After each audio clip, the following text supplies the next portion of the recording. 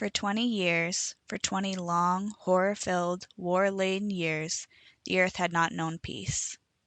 Hovering over the metropolises of the world came long, lean battle projectiles, glinting silver in the sunlight, or coming like gaunt mirages of gray out of the midnight sky to blast man's civilization from its cultural foundations. Man against man, ship against ship, a ceaseless and useless orgy of slaughter. Men at their battle stations in the ships pressed buttons, releasing radio bombs that blistered space and lifted whole cities up in shattered pieces and flung them down, grim ruins, reminders of man's ignorant hatreds and suspicions. And gas, thick black clouds of it, billowing over the cities, seeking every possible egress, pushed forward by colossal wind machines. But even when victory came for the one side, often nature, in one of her vengeful moments, would send the black gas flowing back to annihilate its senders. Rays cut the air. Power bombs exploded incessantly. Evaporays robbed the earth of its water, shot it up into the atmosphere, and made of it a fog that condensed only after many months. And heat rays made deserts out of fertile terrain. Rays that hypnotized caused even the strong-minded to commit suicide or reveal military secrets. Rays that affected the optical nerves swept cities and left the population groping and blind, unable to find food. It was a war that destroyed almost all of humanity. And why were they fighting? For pleasure and amusement.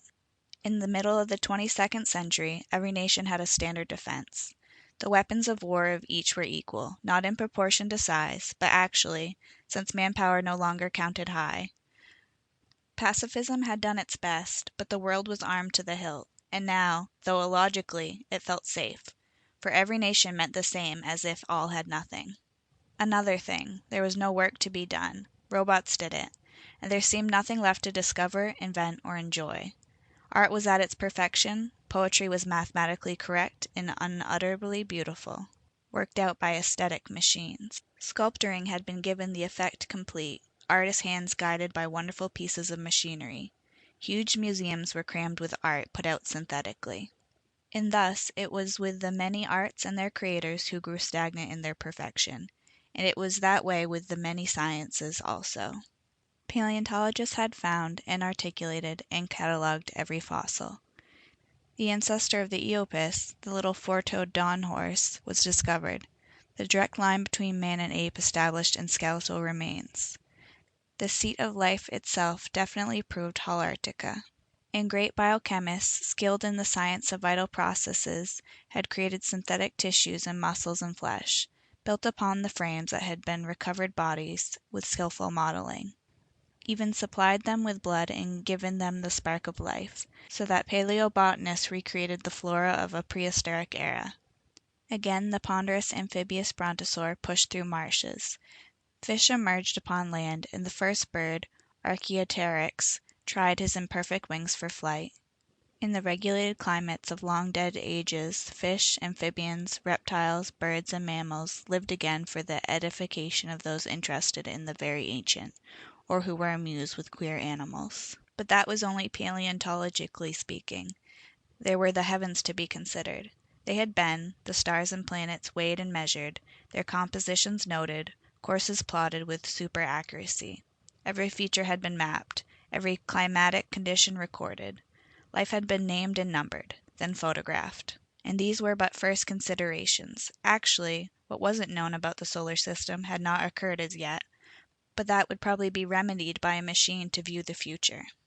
There was physics, biology, anthropology, zoology, geology, bacteriology, botany, and ologies, and otanies, and onomies, such as ran into figures which only machines could calculate.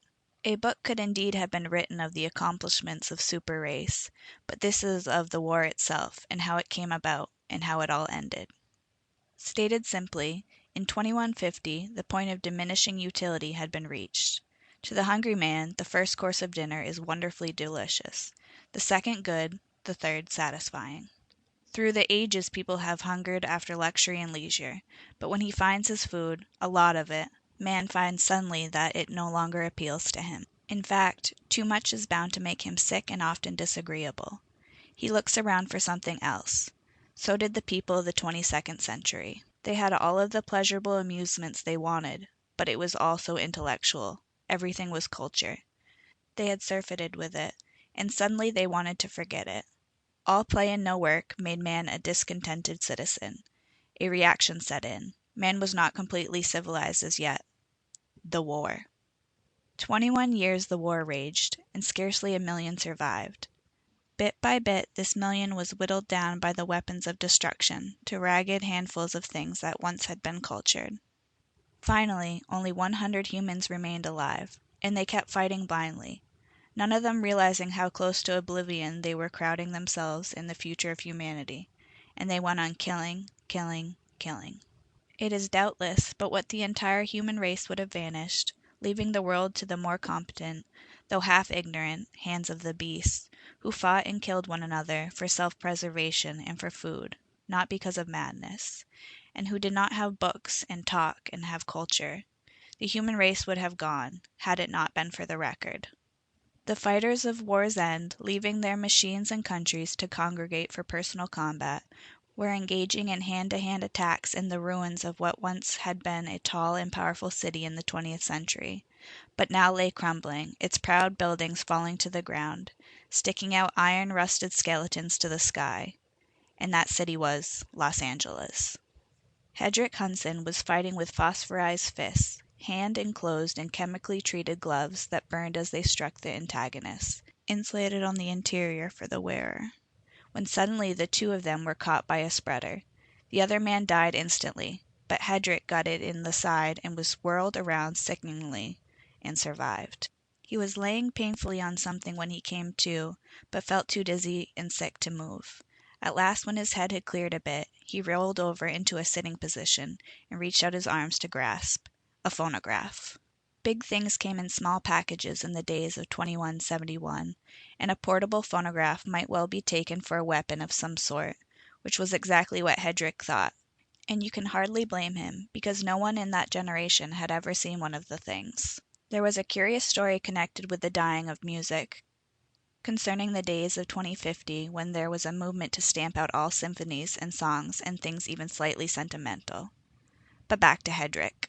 Hedrick found the crank that wound the portable, turned it, reasoning that perhaps it gave power, and then, holding it away from him, he waited for rays to spurt out or something to explode. Nothing happened. Hedrick was disappointed. After an agony of perspiration and puzzlement, he finally accidentally placed the needle arm onto the disc. The disc, he noticed, was black and filled with little undulations. The disc was like a wheel, so Hedrick thought. It should revolve like one, shouldn't it? He pushed the starter thoughtfully and was more than surprised when the disc started spinning. From the phonograph came music. Music and singing. The lost art had returned. The art banished under compulsion had made a comeback. Some man was singing on the record, in a queerly interesting and familiar tongue, the ancient English. The singer seemed sad, almost crying, and Hedrick was thrilled as he played it over and over again, drinking in the new experience like wine on the lips of a connoisseur. The voice rose, fell, lingered, and Hedrick suddenly didn't feel like fighting anymore. The music floated out over the tumbled ruins, descended to the ears of the other people, and the fighting ceased. They were transformed. They came running to crowd about the machine, and there in that aged music shop they stood enthralled. Music filled their souls. It was exactly what they had needed and wanted for many years, and it had been denied them. Music was the balancing force, the force that would help them struggle ahead rebuilding the world, and next time they would be saner, they knew. The lesson of luxury had been learned and learned well.